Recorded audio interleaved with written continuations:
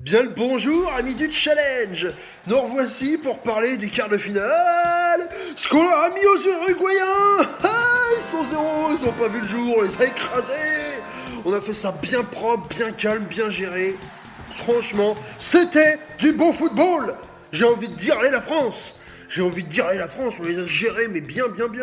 Voilà, Griezmann, avant le match, il disait, ah, j'ai des potes uruguayens, Godin, c'est le parrain de ma fille, et ben bim, passe décisive, bim, je te mets un but, et Godin, ah, bah non, je croyais qu'on était potes. Là, il n'y a pas de potes en Coupe du Monde.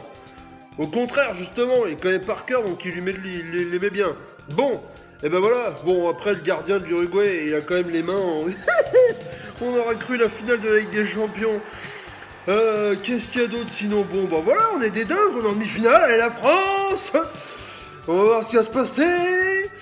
Tout le monde à la France. Tout le monde à la France en demi-finale, sauf Dave Bond qui est finalement le mauvais français du challenge, c'est lui le mauvais français du challenge, il a émis l'Uruguay. C'est pas beau. Donc, qui est-ce qu'on va affronter? Le Brésil, la Belgique, c'est la Belgique ici. Les Belges, ils ont battu les Brésiliens, les Diables Rouges, les dingues, hasard, tout ça, ça fait du mal. Du coup, Neymar, il peut aller rouler jusqu'à chez lui. J'avais dit que ça allait être dur pour les Brésiliens, mais je pensais pas à ce point-là. Les mecs, ils ont carrément perdu, quoi. On était 8 à avoir les Brésiliens champions. On était beaucoup à avoir mis Neymar meilleur buteur. Et ben voilà, du coup c'est comme ça, et du coup on peut féliciter Kiki, Steph Z5, TomTom et Alban qui ont les Belges en demi-finale. Et ouais, ça c'est du beau football quand même les mecs, bravo.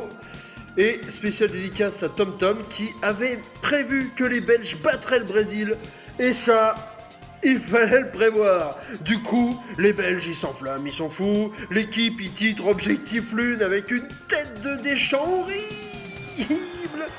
Et un Giroud chaud aussi, bon, je sais pas comment ils vont le prendre. On avait de l'autre côté, on avait quoi? Oui, les matchs pourris. Alors Angleterre-Suède, l'Angleterre qui passe, facile, parce que les Suédois ils étaient complètement cramés. Du coup les Brits ils se sentent encore plus pétés. Ils croient vraiment qu'ils vont y aller, qu'ils vont l'avoir leur deuxième étoile. Mais c'est pas possible, j'y crois pas. Genre les Brits avec 2 étoiles alors qu'ils sont 0 tout le temps, ce serait ignoble. Ce serait vraiment ignoble, hein. Qu'est-ce qu'il en dit le Harry Kane là? On est trop des crazy men. On va la gagner cette Copa del Mundo. C'est pas vous qui allez nous faire peur avec votre Mbappé et sa tête de froggies. Oh, attends, t'y es pas encore mon gars, je connais une boucherie croate qui est spécialisée dans le roast beef. Bon, personne n'avait ni l'un ni l'autre niveau challenge, ça n'a aucun intérêt. Le dernier quart de finale c'était Russie-Croate, justement la boucherie croate.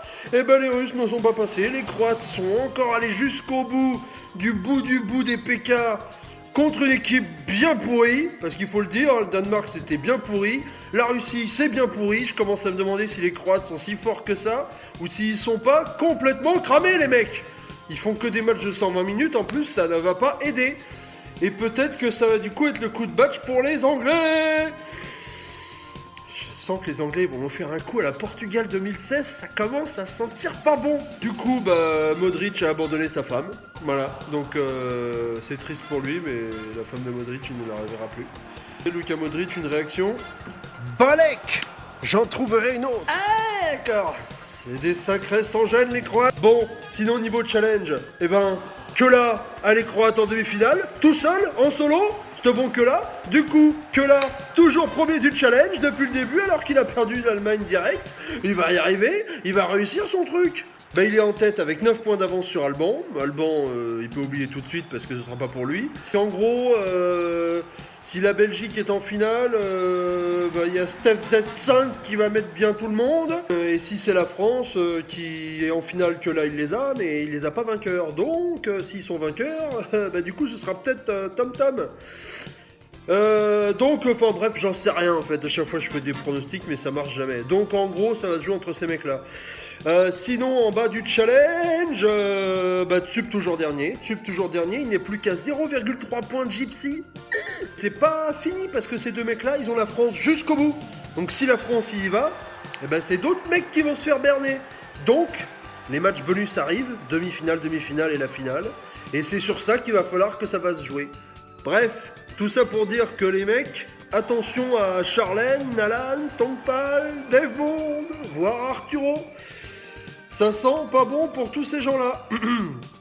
Côté God of Ushebo, je suis de plus en plus près de rafler enfin ce trophée. Parce que maintenant j'ai une avance de dingue, que je ne cite même plus. Il n'y a que Nalan, a priori, selon mes pronostics, qui pourrait me passer devant dans un concours de circonstances phénoménal. Avec les matchs bonus parfaits, tout, enfin bref. Donc en gros, j'y crois pas. Donc maintenant, gogo les matchs bonus. Allez les bleus, ce qu'on va leur mettre au belge.